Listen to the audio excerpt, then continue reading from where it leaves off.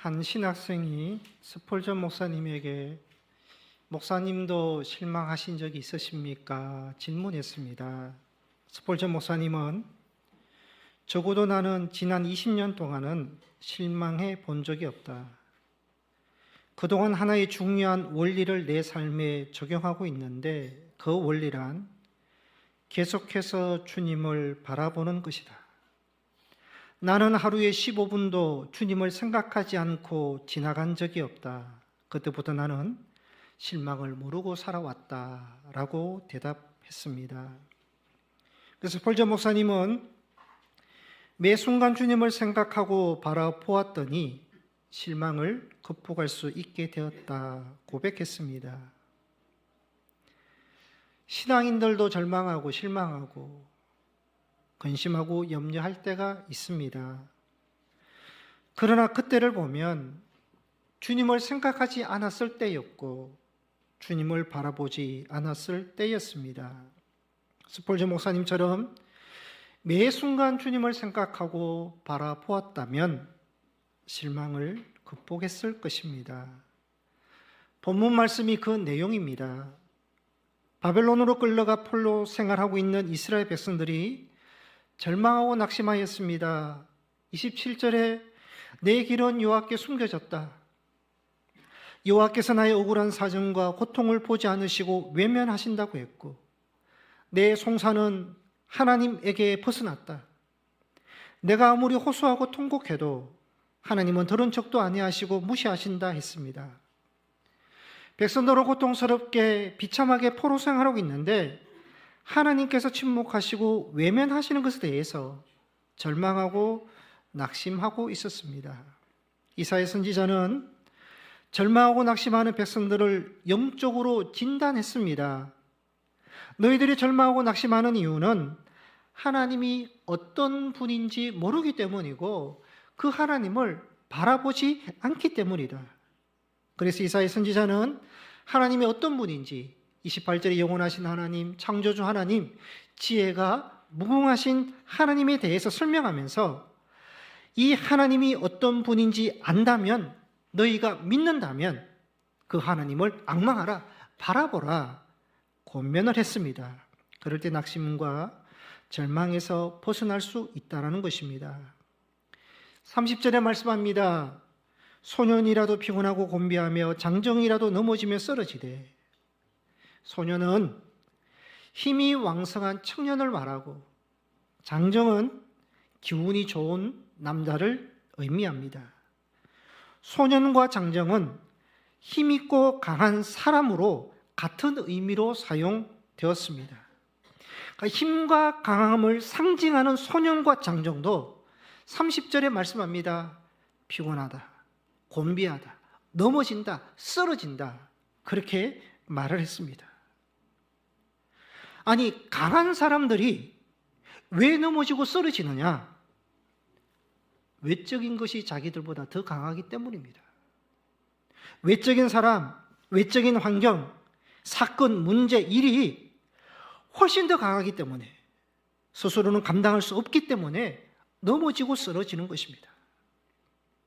아무리 인간이 강한 것처럼 보여도 한계가 있다는 것입니다.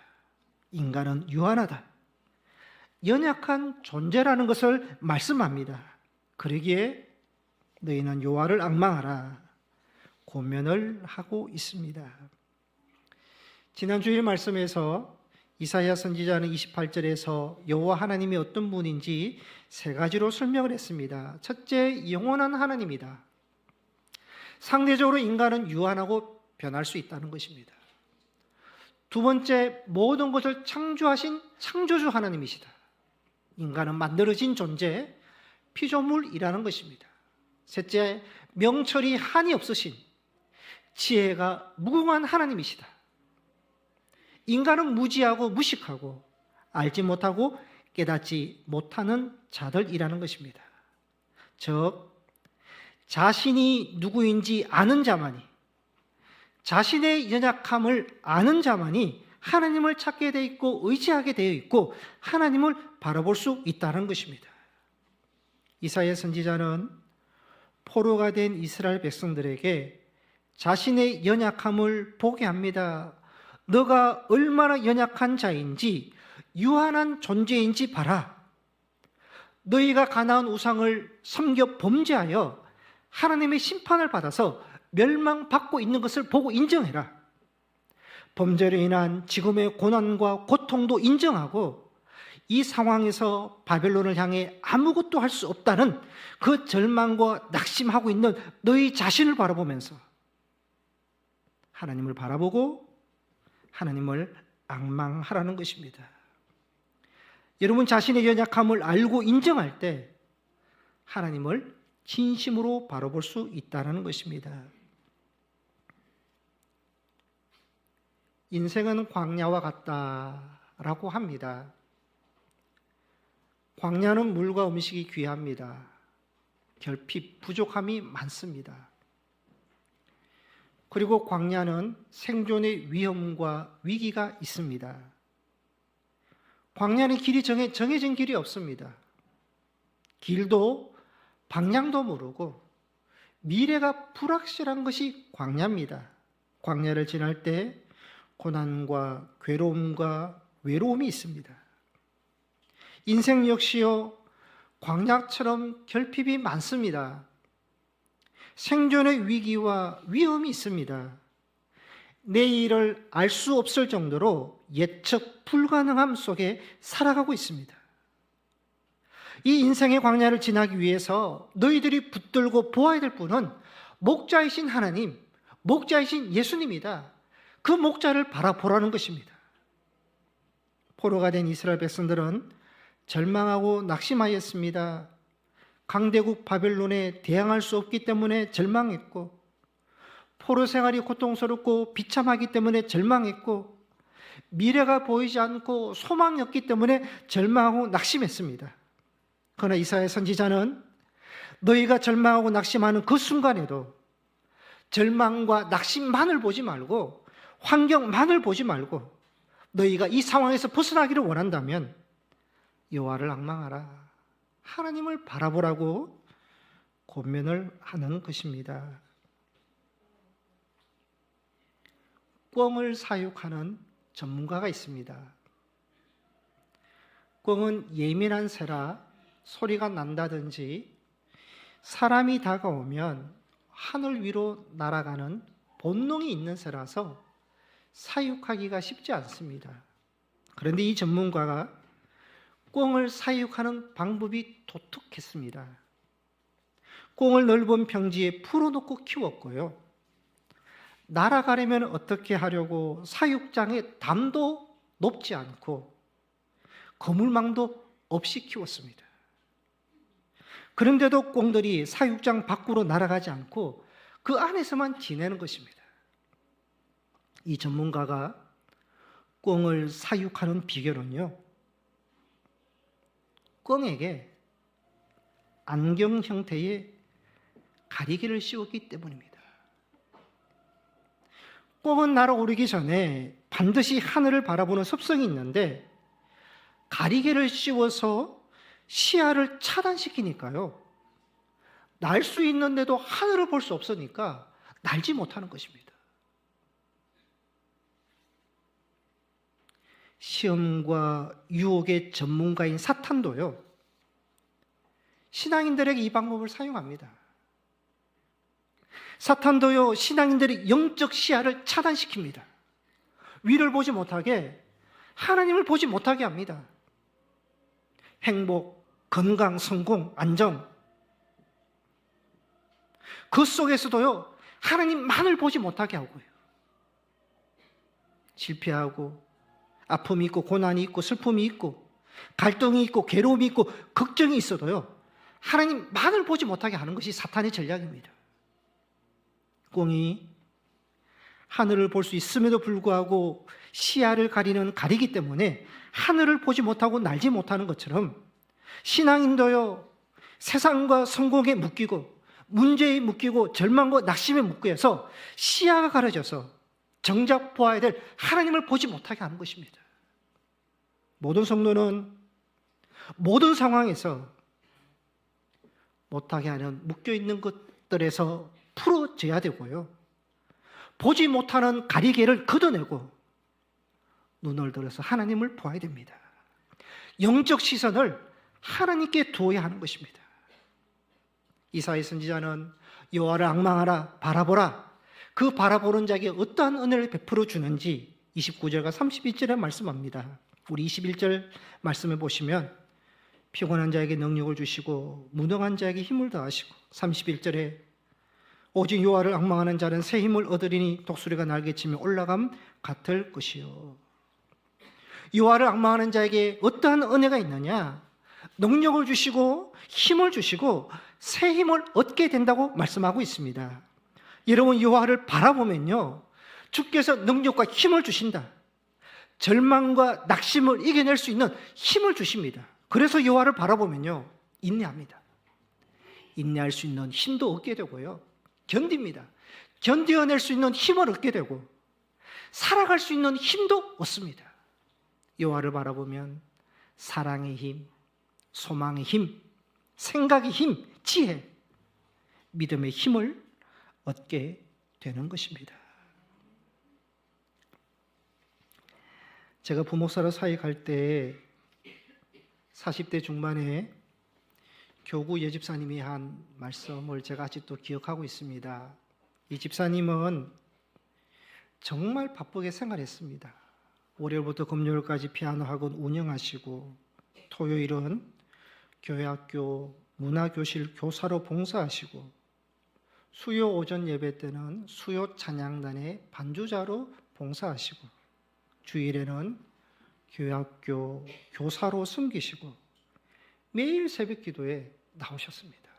매일 교회를 출근하는 집사님이셨습니다. 하루 4시간 정도 잠을 잔다고 하셨습니다. 그런데도 에너지가 넘쳤습니다. 목소리도 크고 웃음소리도 크고 악수하면 손님도 컸습니다. 여성이. 제가 이 집사님에게 집사님 너무 바쁘게 사십니다. 힘들지 않으세요?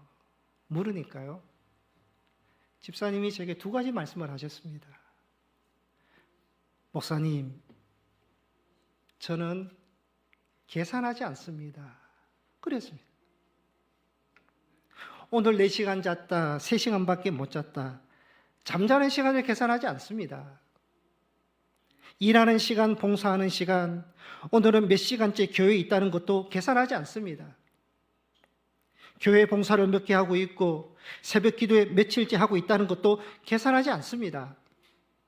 예전에 계산해 보니까 자꾸 이성적으로 보게 되고 지치게 되고 나를 점점 합리화시키려고 하고 다른 사람과 비교하고 판단하는 교만함도 생기고, 그래서 저는 지금 하고 있는 것을 계산하지 않습니다. 그렇게 말씀하시고 또 목사님, 저는 새벽 기도를 통해서 힘을 얻습니다. 다른 교인들은 제가 바쁘게 사니까 힘들겠다고 하지만 저는 새벽 기도가 힘입니다. 기도하니까, 하나님 바라보니까 그때그때 힘과 지혜를 주십니다. 그렇게 말씀하셨습니다. 성도 여러분, 여러분은 어디에서 힘을 얻고 계십니까? 누가 여러분에게 능력과 힘을 주십니까? 핸드폰 배터리가 몇 프로 남지 않으면 꼭 플러그를 찾아서 충전시킵니다. 충전해야지 핸드폰을 매일 사용할 수 있습니다. 성도도 피곤하고 지칩니다. 힘들 때도 있습니다. 넘어질 때도 있습니다. 방전되어 가고 있습니다. 하나님께, 예수님께 플러그를 꽂아 충전시켜야죠. 예배로, 말씀으로, 기도로, 봉사로 충전시켜 나갈 때 영적 방전이 없는 것입니다. 하나님을 바라볼 때 하나님이 주시는 능력과 힘으로 충전시켜 나가야 된다는 것입니다. 이사야 선지자가 구약에서 여호와를 앙망하라 말씀하고 있고요, 신약에도 히브리서 기자가 히브리서 12장 2절에 보시면 믿음의 주여 또 온전케 하시는 이인 예수를 바라보라고 했습니다. 구약 말씀에서 하나님을 바라봐라, 신약 말씀에서 예수를 바라보라. 바라보러 가시는 이유는 뭐냐? 여러분, 바라볼 때 혜택과 힘을 얻습니다. 빛을 바라보십시오. 빛의 혜택을 받습니다. 빛을 보아야지 빛의 유익을 얻는 것이죠. 여러분 인생을, 여러분 가정을, 자녀를, 이웃을 사랑으로 한번 바라보십시오. 사랑의 혜택을 받습니다. 사랑의 힘을 얻습니다. 그런데요, 미움으로 보시고 시기와 분노로 보십시오. 미움과 시기와 분노의 힘을 얻는 것입니다. 소망으로 보고 긍정으로 보면요, 소망과 긍정의 혜택을 받는 것입니다. 절망으로 보고 부정적으로 보면요, 그 혜택을 받을 수밖에 없는 것입니다. 사람은 바라보는 대로 혜택을 받습니다. 힘을 받습니다. 바라보는 대로 그것을 닮아가는 것입니다. 잘 아시는 내용입니다. 미국의 소설가 너세니얼 호손의 큰 바위 얼굴이라는 소설이 있습니다. 어니스트라는 소년 이야기가 나옵니다. 소년 어니스트가 사는 동네의 산 기슭에는 사람 얼굴 모양의 큰 바위가 있었습니다. 이 큰 바위 얼굴은 강하고 친절하고 존경스러운 얼굴 모습이었습니다. 그 마을에는 언젠가 이 큰 바위 얼굴을 닮은 인물이 나타날 것이라는 전설이 있었습니다. 그래서 어니스트는 큰 바위 얼굴을 바라보면서 바위의 얼굴과 같은 인물이 나오기를 동경했습니다. 그런데 성인이 되었지만 큰 바위의 얼굴을 바라보면서 기다렸는데 그 큰 바위의 얼굴을 닮은 인물이 나타나지 않는 것입니다. 어니스트가 노년이 된 어느 날 마을 사람들이 말합니다. 어니스트가 큰 바위 얼굴을 닮았다고 외쳤습니다. 어니스트는 어릴 적부터 계속해서 큰 바위 얼굴을 바라보면서 그 바위와 닮은 사람을 기다렸는데 자신도 모르게 자신 얼굴이 큰 바위 얼굴을 닮아갔던 것입니다. 바라보면 힘을 얻습니다. 닮게 되어 있습니다. 오직 태양만을 바라보기에 해바라기라 그렇게 이름을 지었습니다. 구름이 끼거나 비가 오는 날에도요, 해바라기는 태양이 있는 방향을 향해 고개를 듭니다. 결국 해바라기는 빛의 혜택을 받아서 커다랗고 동그란 황금빛 꽃잎을 피우고 영양 가득한 씨앗을 맺습니다.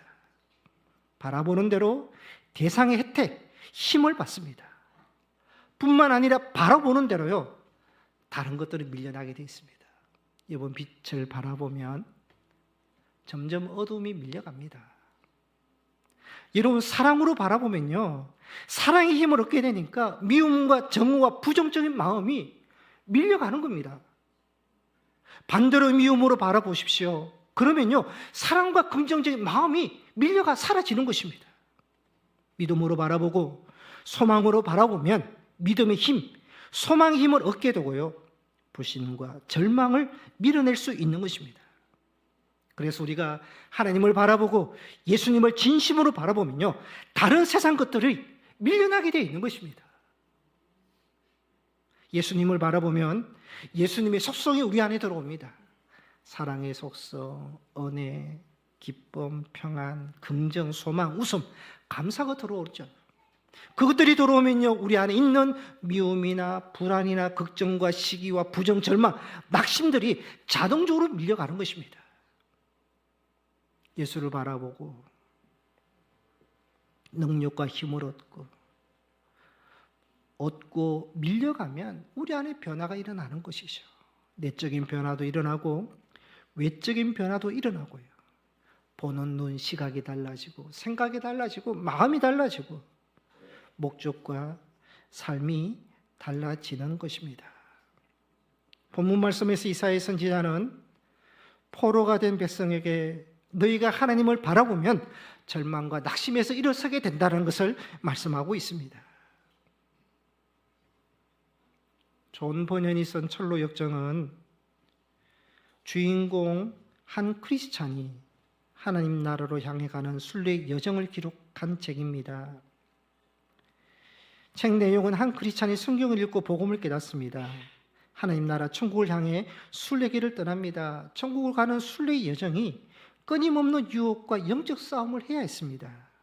크리스찬이 그 순례 여정 3분의 2점 도달했을 때 의심의 성에서 절망이라고 하는 거인에게 붙잡혀서 지하 토굴에 갇히게 됩니다. 2중 3중으로 자물쇠로 채워져 있었고 밖에서는 절망이라고 하는 거인과 무기력이라고 하는 그의 아내가 크리스찬이 갇힌 문을 지키고 있었습니다. 그 의심의 성 마당에는 예전에 절망이라는 거인이 해치운 수많은 인간들의 뼈와 해골이 절비하게 쌓여 있었습니다.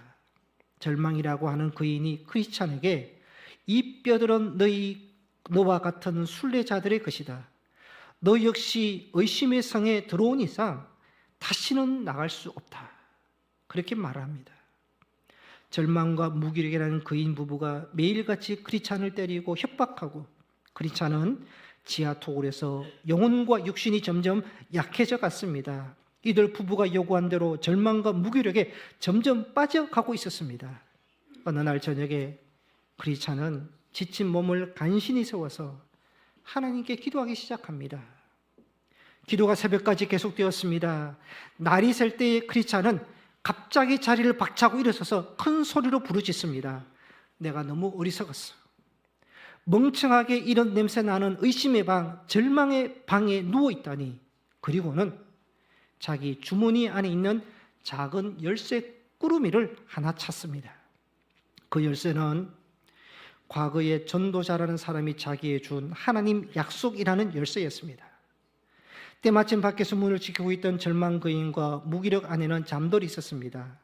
커다란 잠을 통해 열쇠를 떼었더니 풀어졌고 거대한 철문도 열렸고 튼튼히 잠긴 의심의 성문도 쉽게 열려서 나오게 되었다라는 이야기입니다. 이 이야기가 주는 메시지는 주어진 환경만을 바라보면 의심의 방과 절망과 낙심의 방에서 절대 나올 수 없다는 것입니다. 그러나 주님을 바라보고 주님의 약속의 말씀을 붙드는 사람은 주께서 나올 수 있는 힘도 주시고 나올 수 있는 길도 열어주신다는 말씀입니다. 오늘 말씀이 그 말씀입니다. 31절에 오직 여호와를 앙망하는 사람은 새 힘을 얻으리니 독수리가 날개치며 올라감 같을 것이요 다른 박질하여도 곤비하지 않으겠고 걸어가도 피검치 아니하리로다. 성도 여러분, 이 말씀대로 모든 상황에서 오직 여호와 하나님을 앙망하고 온전히 하나님을 바라보는 여러분이 되시기를 바랍니다. 우리는요 다 하나님 믿는다고 고백합니다. 나 하나님 믿고 있어. 나 하나님 믿고 있습니다. 다 고백합니다. 그런데 여러분, 믿는다는 그 믿음의 고백에서 우리가 안주해서는 안 됩니다. 더 나아가서요 모든 상황에서 하나님을 앙망하고 바라보는 자가 되어야 됩니다. 믿는 것과 바라보는 것은요 다릅니다. 우리는 하나님을 믿는다고 하지만 바라보는 것은 세상을 바라볼 수 있고 사람을 바라볼 수 있고요 환경을 바라볼 수 있습니다. 그러고도 하나님을 믿는다고 합니다. 우리 믿음은요 더 온전하고 분명하고 확실한 믿음이 되어야 됩니다. 그 확실한 믿음은 뭐냐? 모든 상황에서 하나님을 앙망하고 바라보는 믿음의 사람이 되어야 된다는 것입니다. 이번 주 새벽 기도회 때 히브리서 강의를 하면서 히브리서 11장을 보았습니다. 11장 6절 말씀해 보시면 다 같이 함께 읽겠습니다. 시작. 믿음이 없이는 하나님을 기쁘시게 하지 못하나니 하나님께 나아가는 자는 반드시 그가 계신 것고 또한 그가 자기를 찾는 자들에게 상 주시는 이심을 믿어야 할지니라. 아멘. 6절 마지막에 보시면 믿어야 할지니라. 믿어라. 확신을 가지라. 두 가지를 믿으라고 합니다. 첫째는 반드시 그가 계신 것과 반드시 하나님이 계신다. 하나님 존재에 대한 확신입니다. 그가 계신다. 현재입니다. 지금도 하나님이 존재하신다는 것을 믿어라. 확신하라는 것입니다. 두 번째로 뭐를 믿으라 그럽니까? 자기를 찾는 자들에게 상 주시는 이심을 믿어라. 하나님은 찾는 자들에게 상을 주신다는 것을 확신해라. 하나님은 간절히 찾는 자들에게 상을 주십니다. 빈손으로 돌려보내지 않으십니다. 모른다 하지 않으시고 상을 주신다는 것을 확신하라는 것입니다. 여러분, 하나님의 존재를 믿고 우리가 예배의 자리에 나왔습니다. 이 예배의 자리에 예배의 은혜가 있다는 것을 믿으시기를 바라고요. 하나님의 존재를 믿고 우리가 봉사합니다. 하나님의 존재를 믿고 우리가 기도합니다. 봉사하고 기도하는 자에게 응답의 상, 봉사의 상, 기도의 상이 있다는 것을 믿으시기를 바라고요. 하나님 말씀을 믿고 순종하는 자에게도 반드시 하나님께서 보상해 주시고 보답해 주신다는 것을 믿으시기를 바랍니다. 로마서 8장 32절에 자기 아들을 아끼지 아니하시고 우리 모든 사람을 위하여 내주시니가 어찌 그 아들과 함께 모든 것을 우리에게 주시지 아니하겠느냐.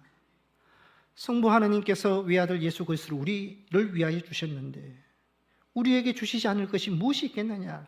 무엇을 아까워하시겠느냐? 성도 여러분, 하나님께서 아들과 함께 우리에게 영생을 주시고 구원을 주시고 하나님 자녀로 삼아주시고 하나님 나라를 약속해 주시고 삶에 필요한 모든 것들을 주신다는 것을 믿으시기를 바랍니다.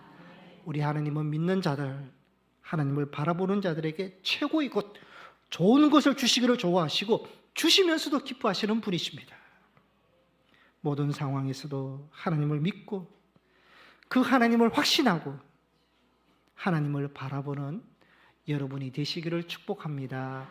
마지막으로 우리 31절 말씀을 다 같이 한번 읽고 말씀을 마치겠습니다. 시작. 오직 여호와를 악마하는 새 힘을 얻으리니 도수레가 날개치며 올라감 같을 것이요 다른 박질하여도 곤비하지 아니하겠고 걸어가도 피곤하지 아니하리로다. 아멘. 기도하시겠습니다.